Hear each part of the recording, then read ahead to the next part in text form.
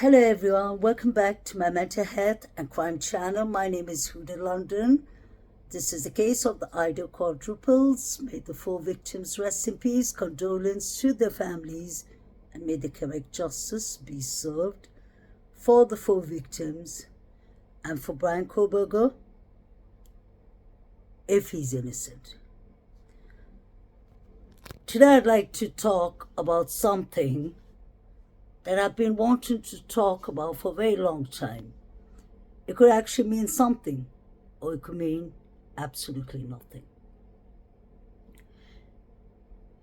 On the 13th of November 2022 is when this horrific quadruples took place.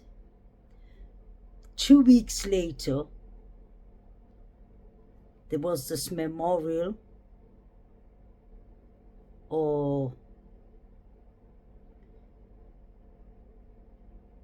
memorial for the students in the university itself.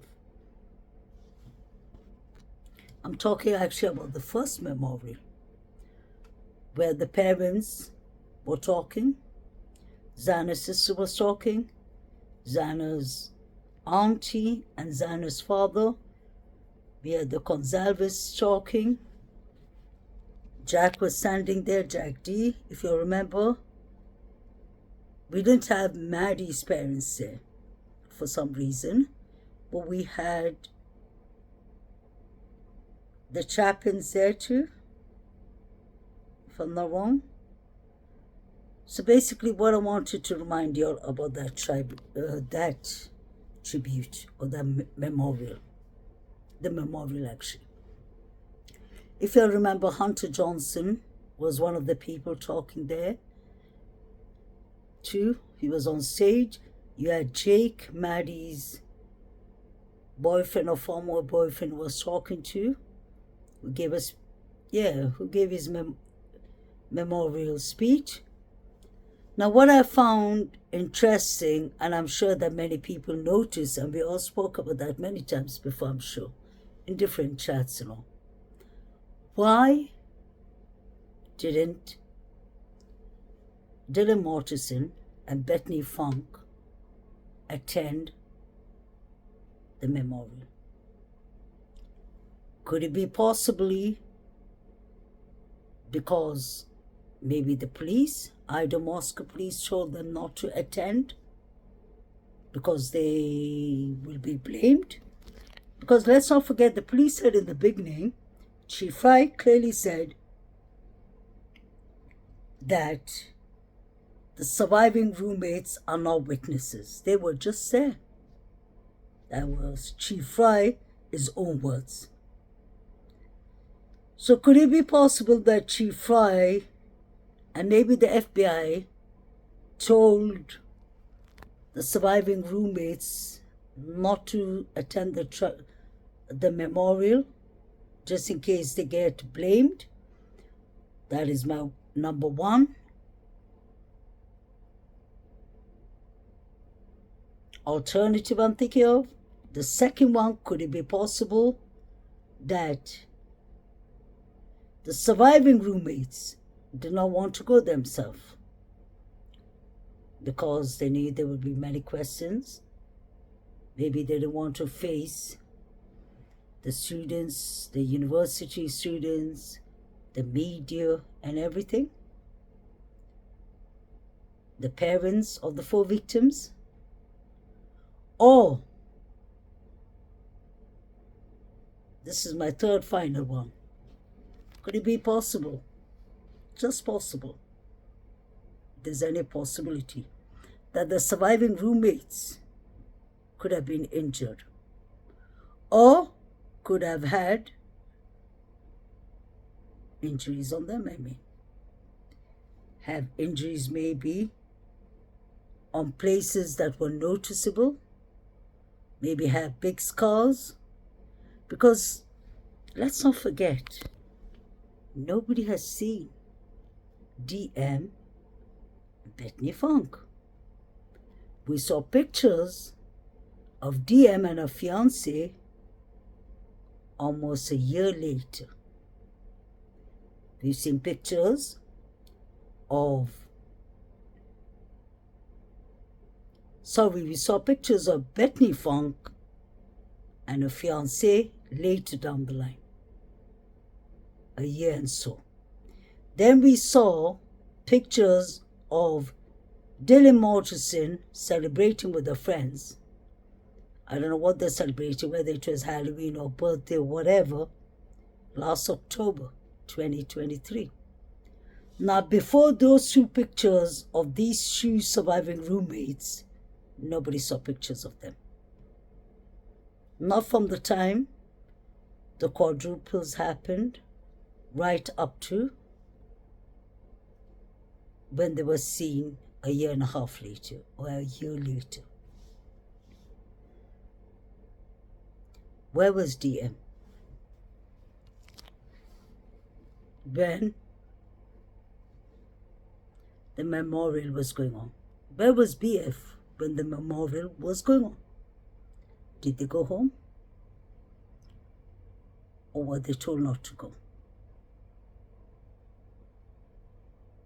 Or did they have injuries?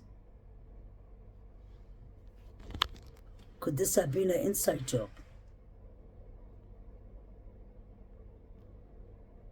Because the front door was left wide open. Could this be an inside job, allegedly?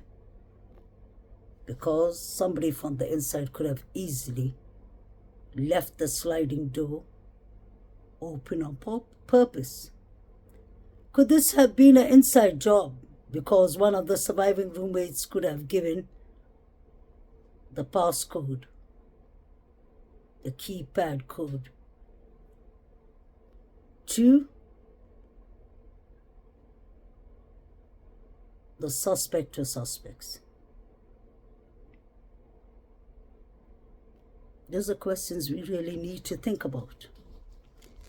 And the reason I'm interested, and I've always been very interested in those questions, is because of Chief Fry, his own words. Not my words. Chief Fry clearly said to ABC News, if you'll go back to the press conference, you can go back to my channel and watch it. In most of my clips, I've shown that so many times. When the ABC News, digital news asked him, they said, so were you trying to say that the roommates were at home and they were not injured? He said, yes. Then she said, why didn't they call the police? Why didn't they call 911? So he said, that's what we are still trying to figure out.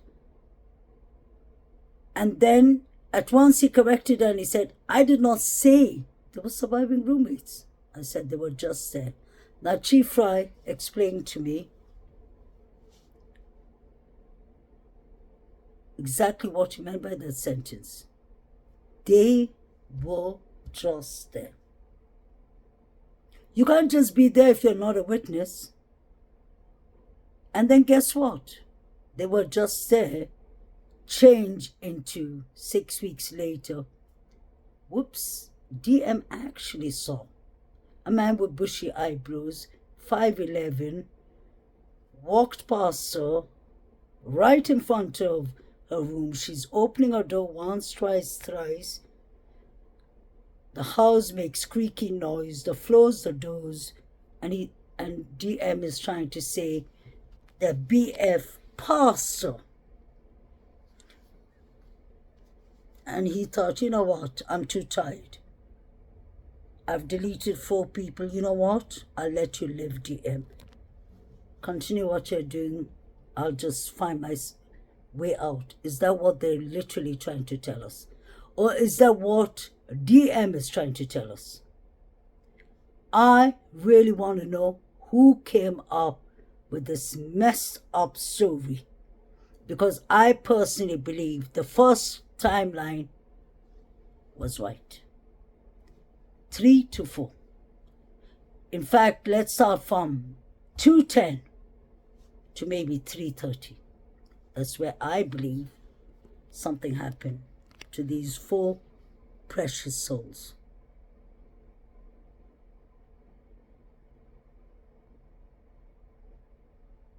What are these people hiding? BK could be involved. Until the trial starts and we see all the evidence, I'm not going to say that BK is innocent. I refuse to say that. Because there are things missing. There are things that don't make sense. I've been trying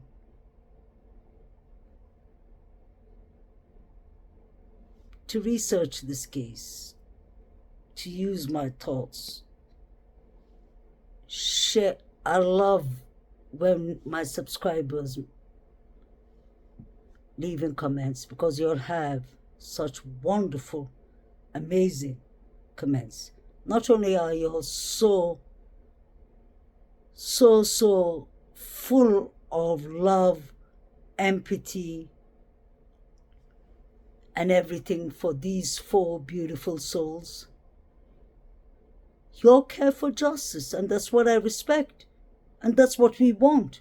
We don't want an innocent man to lose his life if he didn't do these crimes. But yet again, we don't want an innocent man to get away if he did these crimes, because then other students and other people will be in danger. And the reason I always say that I have a hard time believing that BK is completely innocent is, I'll give you a couple of examples.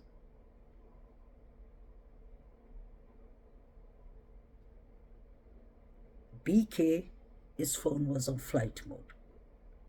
Now some people will say that, yeah, but there's not tower cells everywhere that could be accurate with the phone, or his phone could have gone out of service. Yes, it's quite possible. But it's specific timings this man's phone seems to be going off. That doesn't make sense.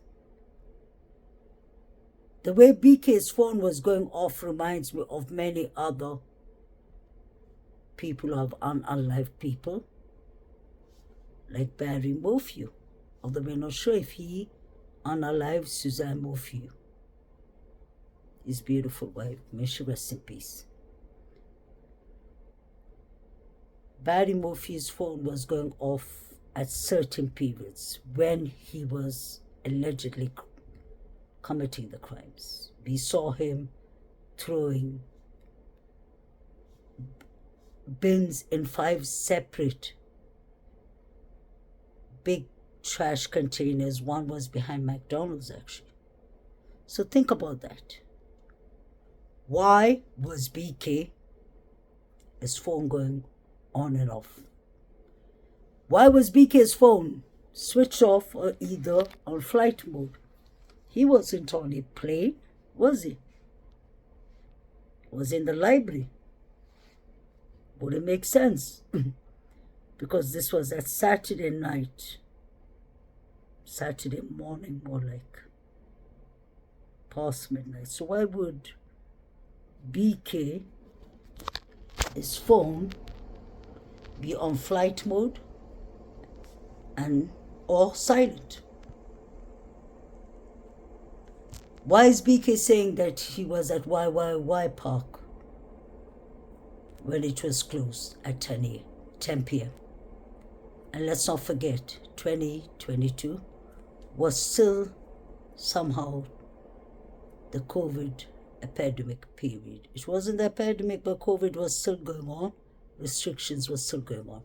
So I'm sure the park wouldn't have been even open on its regular time schedule because of the COVID times. Then we have BK saying he went to see the stars, stargazing. Wasn't any stars in the sky. And if he was watching the stars, he would have been watching the stars not in the park, outside the park. But yet again, he said he was at the park. Why did BK come back the next day between 9 to 9:20? Not far from 1122 Kings Road. Did he come back to see if the police had already arrived and 911? Did he come back because he remembered he forgot his knife sheet?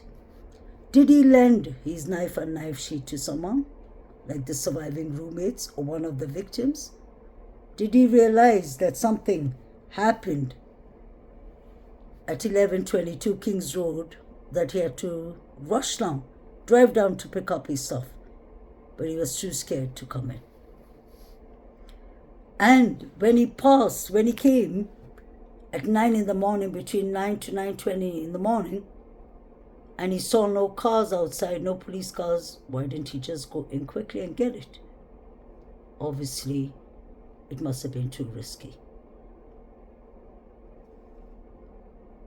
So did he lend his knife sheet? Why was his phone on silent?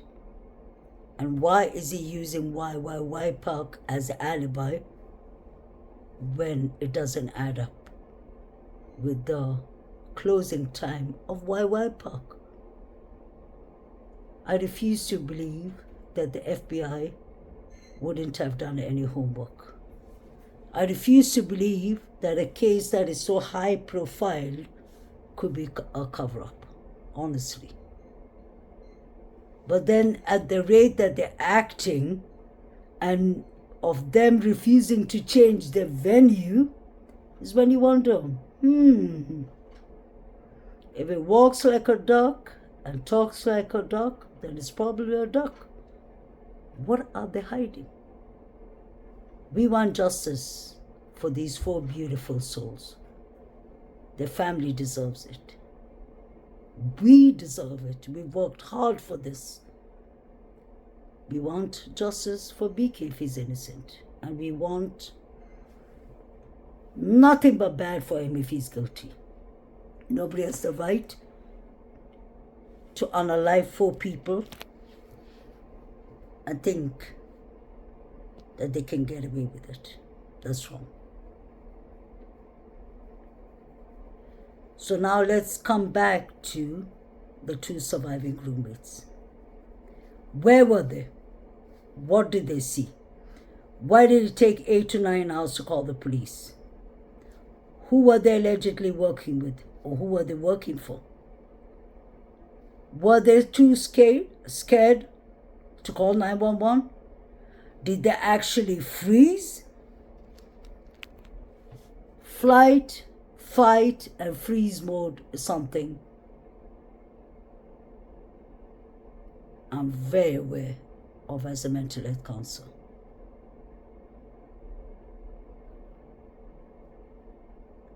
But I've never seen somebody go into 8 to 9 hours froze mode. And the reason I say they couldn't have frozen, that DM couldn't have frozen, because let's not forget, the 2 surviving roommates were allegedly texting each other. They were allegedly texting each other while they could have texted someone to call the police. While they could have waited for the suspect and suspects to leave and immediately call 911 so that they could have saved 1, 2, 3, or maybe all 4 lives. I know the injuries that were done to these 4 precious people was beyond no return. I hate to say that. But we don't know if it could have been prevented. That's just what we heard. What was going on in the grub truck was obvious to see for me that this was all pre-planned. Whether it was planned that same night, the night before, or a couple of months or a couple of weeks before it was planned. What I found interesting is everybody spoke, like Joe Vito was saying that he went to the police, that he was the one contacting the police.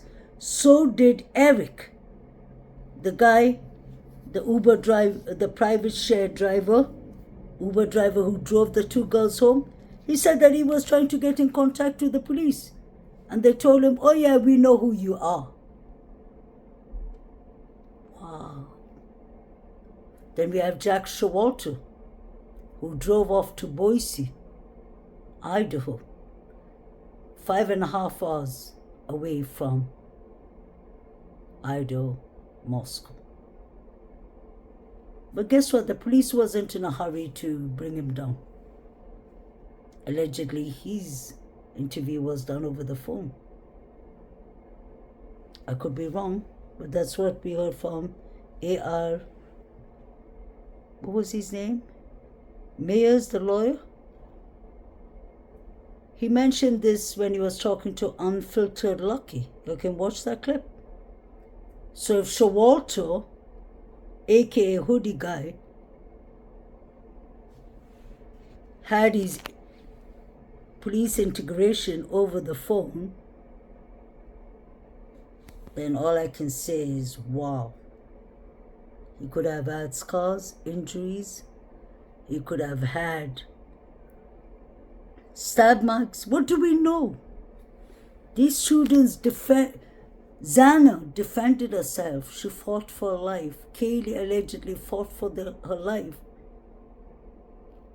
There were people roaming around right in front of 1122 Kings Road with masks on. You've seen the picture of the guy with the black ski mask and the green jacket, kind of greenish jacket with the hoodie on top. He was seen that night. These people were all on their phones that night. Whether it was at Banfield, the 3 boys, Saeed, the grub truck, they all were on their phones. What were they watching? Were they on some kind of group chat? Were they sending horrific, disturbing pictures around? Because Saeed and Jovito and people in the grub truck were clearly watching that. So today I want to know, why did DM and BF not pay their respects at the students' memorial for the 4 victims? Were they injured? Did they have scars? Did they have a black eye? Blue eye? What did they have? They decided not to come, but yet make tattoos of the students, the victims, the initials, MZKE, I guess. Why didn't they come to the memorial? Who advised them not to come to the memorial? Let's not forget, the police weren't with them in the start. In the beginning, the police said, Chief I said, I didn't say the girls were witnesses. I said they were there. They were just there. So what actually happened? Was this an inside job? Or was these girls innocent and they were too scared to talk? Or were they threatened that if they spoke, that the same fate would catch up with them? That they would be deleted in the same manner or worse? Obviously, imagine if you were witnessing of such horrific crimes and if you're told to keep your mouth shut, you're going to keep your mouth shut.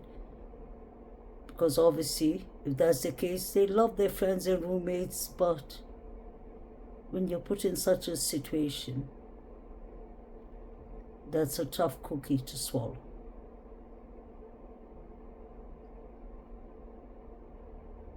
Sorry, that's a tough pill to swallow.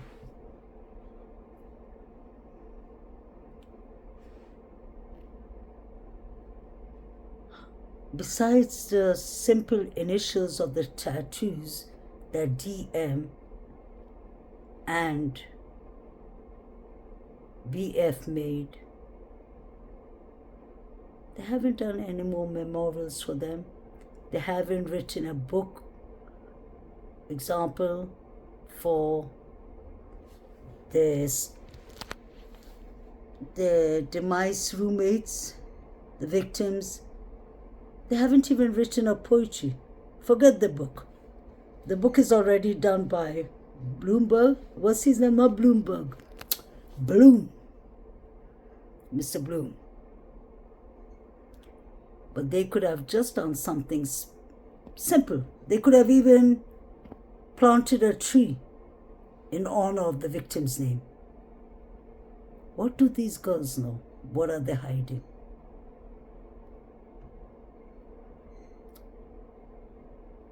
We know they were awake. What were they up to?